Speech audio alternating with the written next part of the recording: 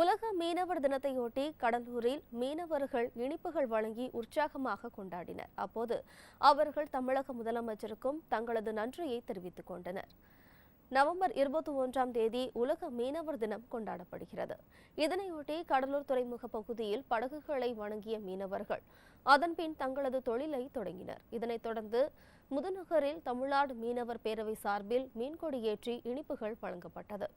இதேபோல் கடலூர் மாவட்டத்தின் பல்வேறு மீனவ கிராமங்களிலும் உலக மீனவர் தினம் கொண்டாடப்பட்டது. அப்போது பேசிய மீனவர் அமைப்பைச் சேர்ந்த சுப்பராயன், மீனவர்களின் கோரிக்கை ஏற்று முகத்துவாரத்தை ஆழப்படுத்தும் பணி தற்போது நடைபெற்று வருவதாகவும் அதற்கு உத்தரவிட்ட முதலமைச்சர் எடப்பாடி பழனிசாமிக்கு மீனவர்கள் சார்பாக நன்றி தெரிவிப்பதாகவும் கூறினார்.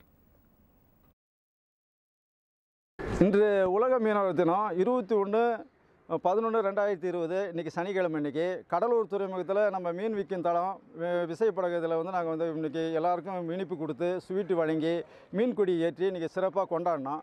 ஏன்னா இந்த சிறப்பான நேரத்துலையும் நம்ம மாண்புமிகு முதலமைச்சர் எடப்பாடி அவர்களுக்கு நிறைய நன்றி சொல்லணும். ஏன்னா நிறைய எங்களுக்கு நிறைய எல்லா ஸ்கீமும் சேர்த்து செஞ்சுருக்காரு.